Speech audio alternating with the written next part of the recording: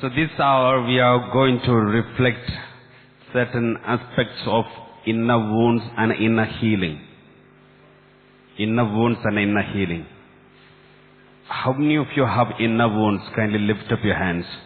Those who have inner wounds, kindly lift up your hands.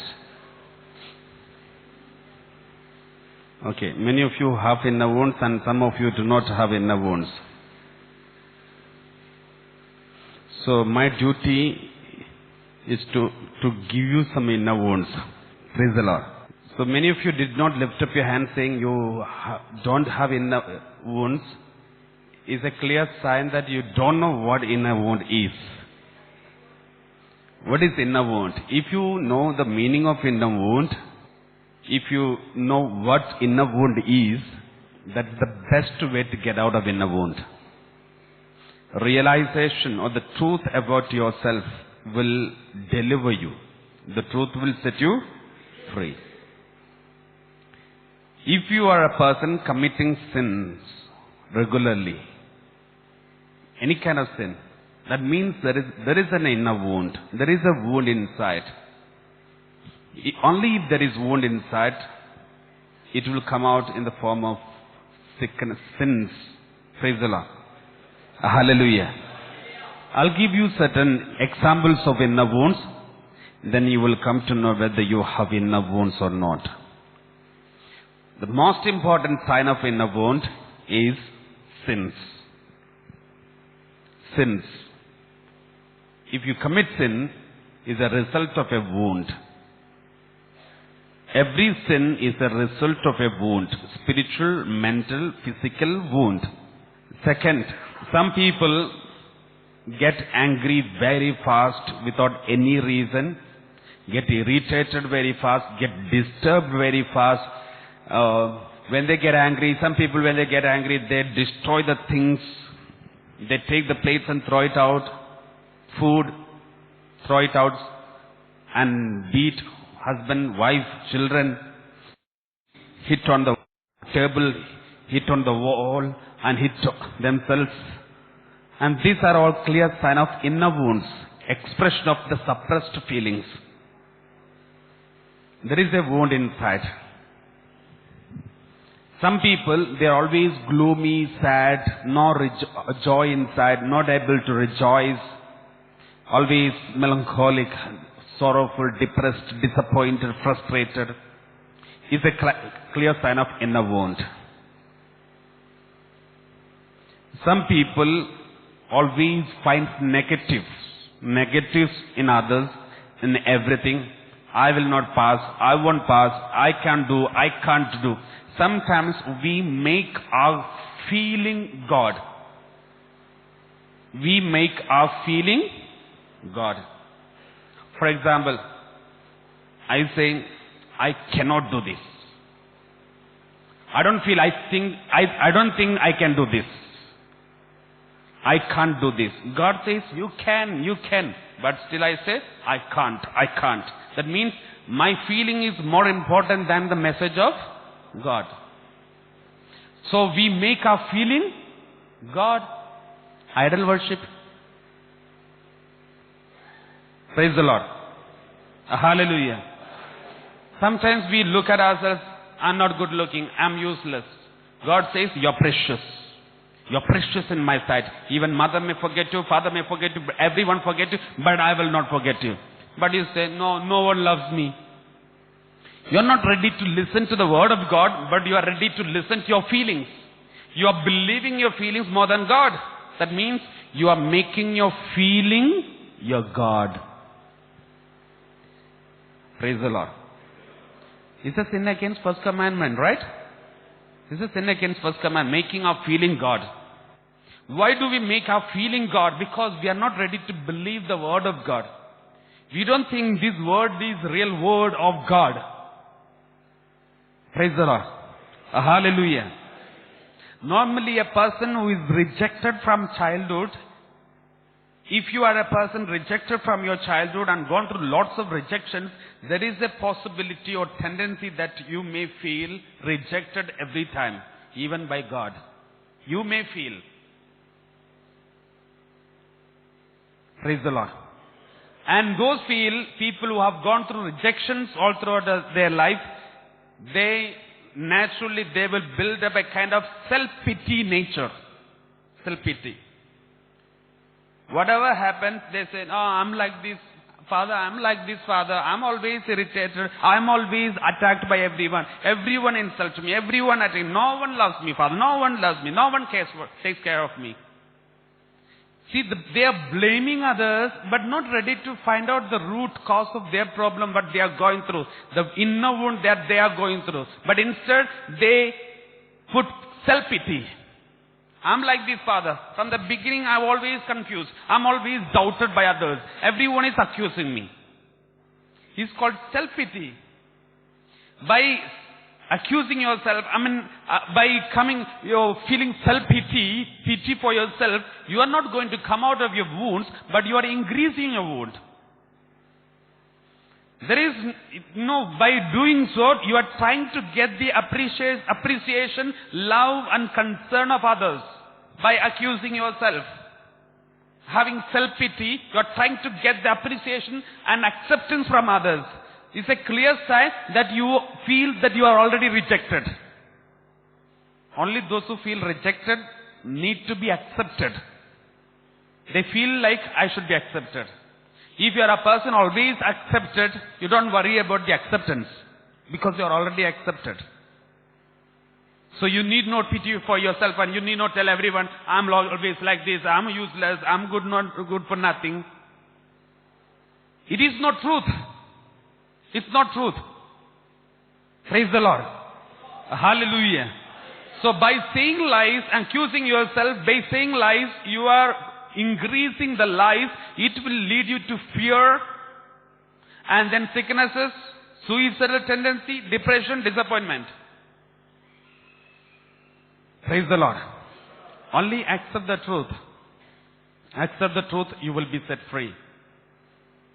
One day one person came to me and said, why, Father, why God is projecting himself so much, saying, I am so and so, I'm big, I am great, I'm bigger, I'm like this, I'm like this. Is he boasting? He's talking too much about himself. He wants others to talk too much about God. Why? Why is it? Our God is a proud God? Or is it because he is boasting about himself and he's trying to project himself because he has not gone through, he was rejected by everyone, so he's going through the inner wound of rejection and trying to get acceptance? One person asked me this question. Praise the Lord. When it comes to God, why God is projecting himself as he is? Because God is, he is. God said, I am who I am. He is so. He is the great. He is the Alpha. He is the Omega. Suppose when we look at God and say, God, Almighty God, then God will say, sorry, I'm not so big. I'm so small. Don't exalt me like this. It is false humility. It is a lie. How can God say lie? All the appreciations of the maximum adjectives which you can give to God, he is. He is. So he need not deny himself. So truth means what he is, what you are. That is truth. Praise the Lord. Hallelujah. Hallelujah. Hallelujah. Thank you, Jesus. Praise to Jesus. Hallelujah.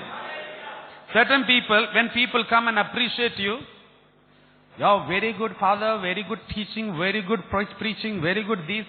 So sorry, so I'm not so good. I'm not so good. I know that it is not so good. I know that it is not so big. I'm trying to humiliate. I'm trying to humble. This is not humility. It need not be humility. If somebody appreciates you, thank God for it, because it is not your capacity that made them to feel good and they appreciated you. It's because of grace of God. When someone appreciates you inside your heart, you need not accept it, give it for God. Because every goodness comes from Him. You are only a channel.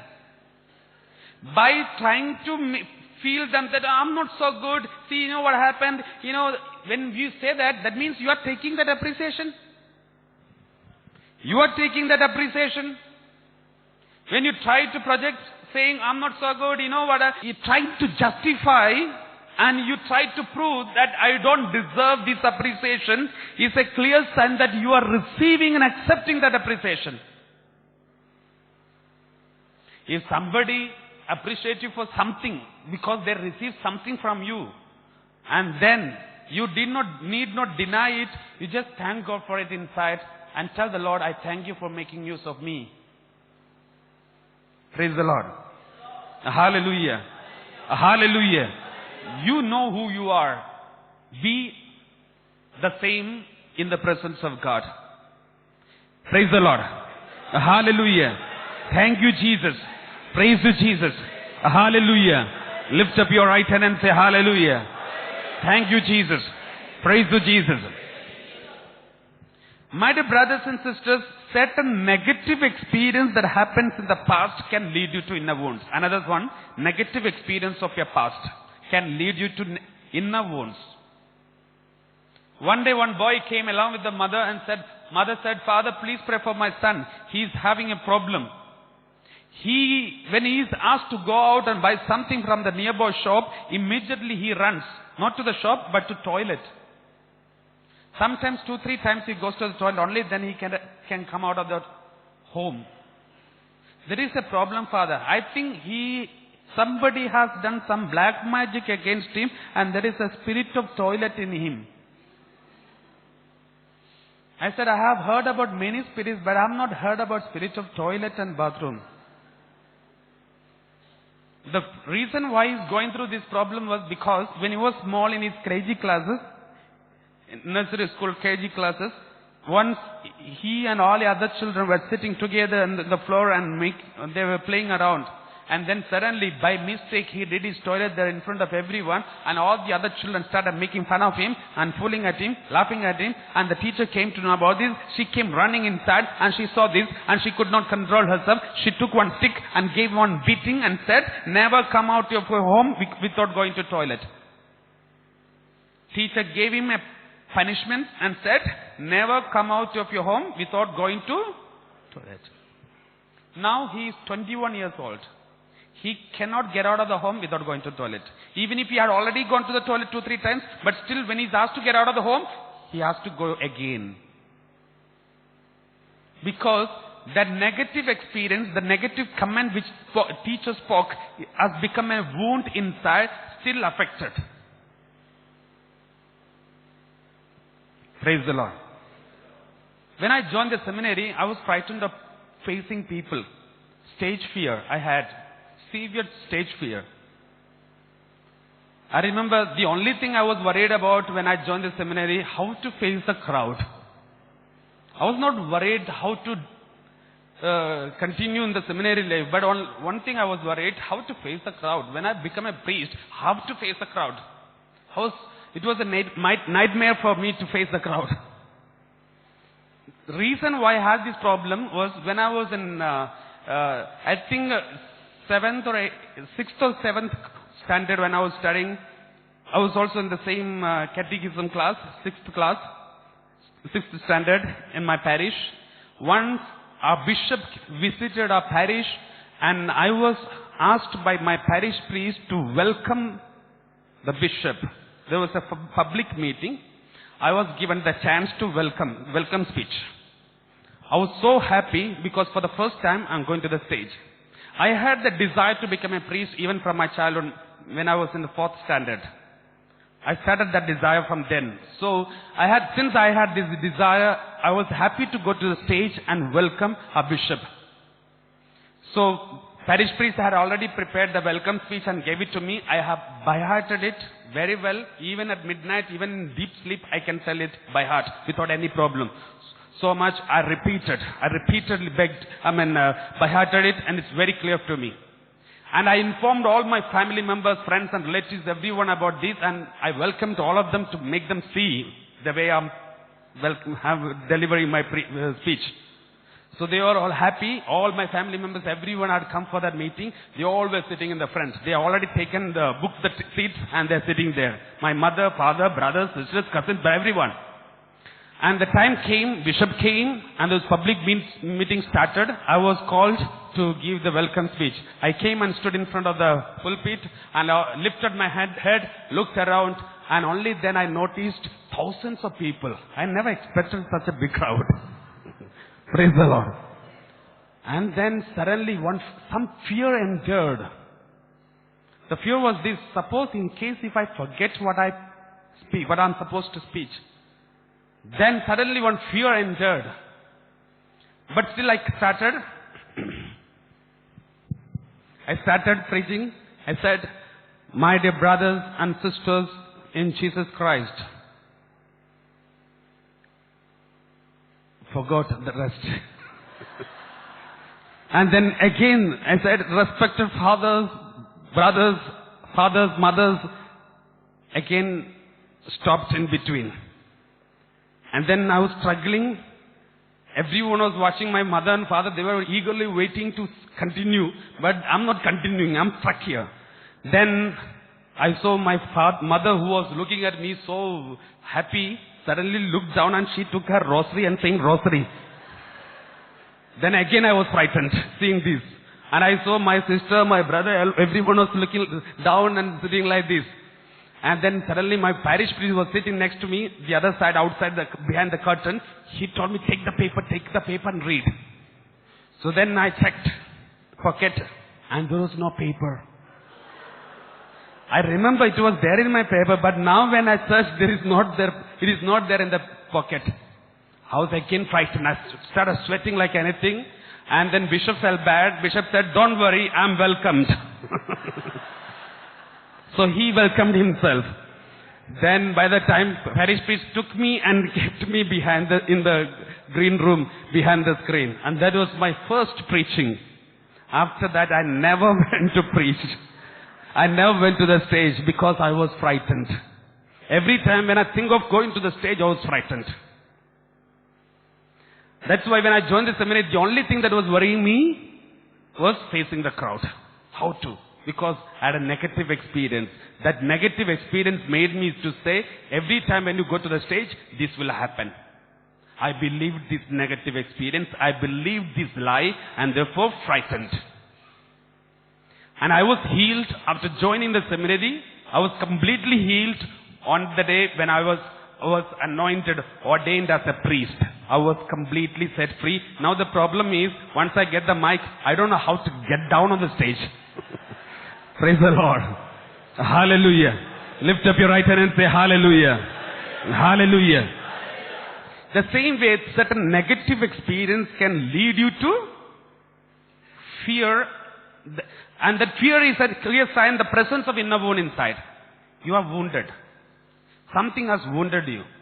And that wound is there still in you. That's why you behave like this.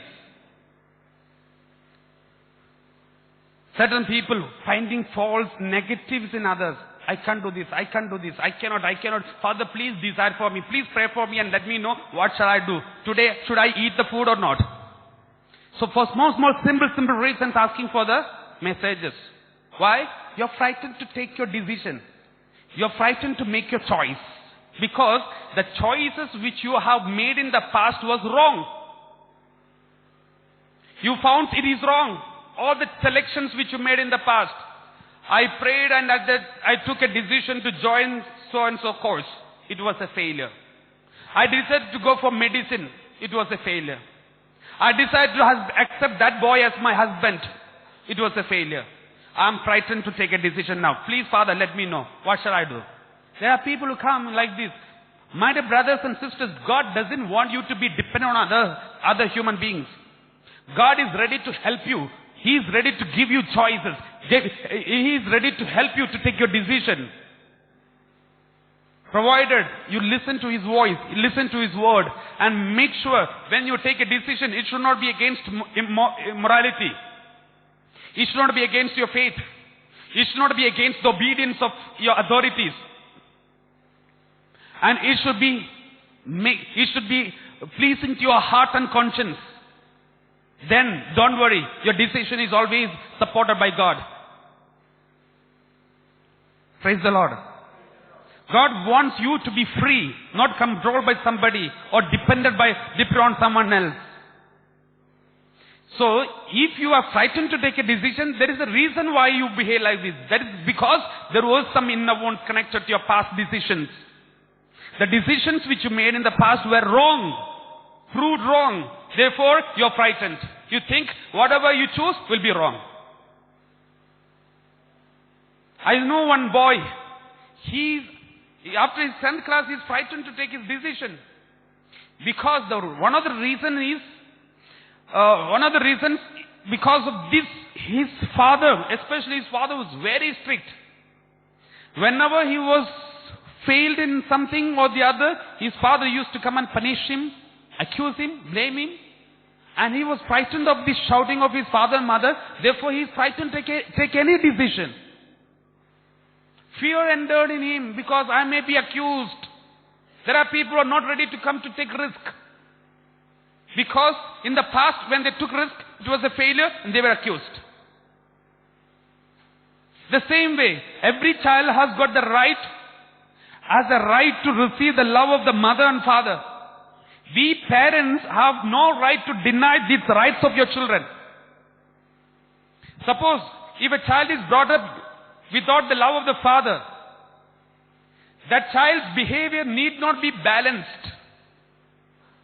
Only, suppose if I remember one brother, now he's married, very good, he's giving counseling and all, he's very good in the ministry. But one problem, he's rough and tough, very rude to his family members. But I know personally, he loves his family members very well, very much. His children, he loves them very much. But in front of them, he never shows this love and affection. He doesn't know how to show. But I have seen him crying alone when his children questions him. The reason why he is behaving like this, because he was brought up in a boarding, on boys' boarding. He never experienced the love of his mother and father, especially the love of the mother. Love of the father, of course, he may experience it through many other men who are there in the boarding. But love of the mother was lacking in him. You know, if somebody is losing the love of the mother, they have these problems. They don't know how to express emotions. Love, affection, care, share. They will be very rough and tough. All the emotions, they will suppress it inside, keep it inside, but they don't know how to express it. Praise the Lord. And those people who have not experienced the love of the father, but experienced the love of the mother, those people will be always shy, they don't want to come to the limelight, they are frightened to take risk. They always will be shy, and these feminine natures will be there more than the masculine natures in them. So every human being should be balanced. That's why God has created human beings, male and female. Every father, mother should be mother and father. And mother should be female, father should be male. That's why the Catholic Church is so against homosexual marriages. Because it is against nature. It is against the intention of the Creator. And it is against humanity. Because we are denying the right of our children. Every child has got a right to receive the love of the mother and father. And no man can substitute the love of the woman. And no woman can substitute the love of the man. It's true that homosexuals, those who are like this, those who have become like this, they have their rights. But we should not deny the rights of our small children. For them, they have people to speak for their right. But for these innocent children, who will speak for them? And the church is speaking for them. And our church is blamed for this.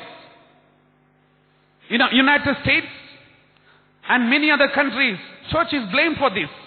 To speak, because the church is speaking for the innocent children. Praise the Lord.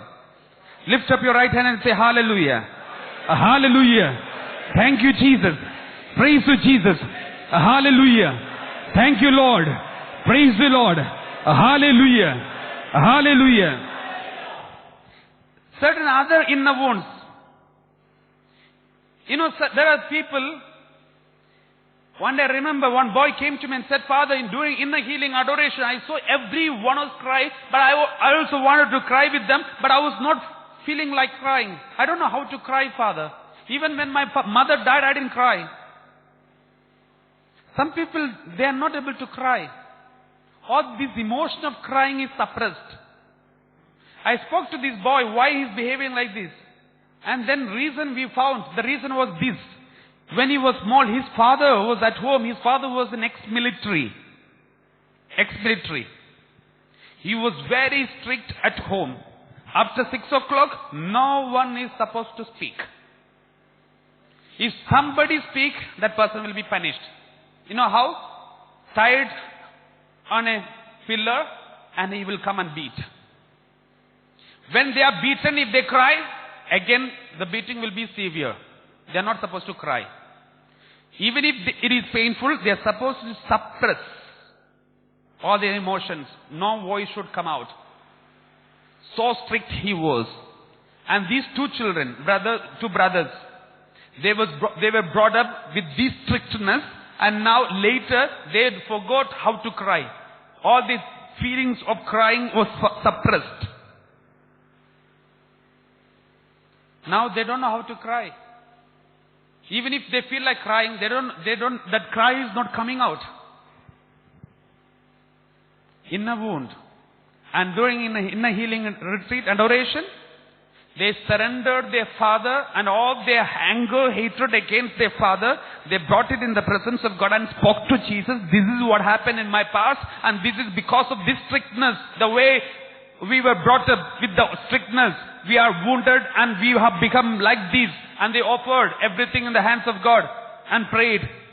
And God blessed them. And during inner healing adoration, suddenly they burst out into tears and started crying. For the first time after so many years.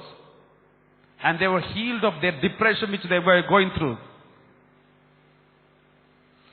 Tears have got the healing power.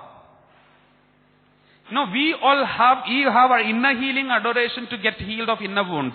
But what about others? Other legions? Other human beings? For them, God has made, for every human being, there is a natural way of inner healing service. And that is tears, crying. Crying has got the healing power. If you cry for some time, if you are wounded for something, if you cry for something, sometime you are healed. Right? This is called natural inner healing process. This is given for every human being. We have something supernatural in the healing process. That is inner healing adoration, where we receive the power of the presence of the anointing of the Holy Spirit. And shedding tears, both. Then healing takes place in a supernatural way. Praise the Lord.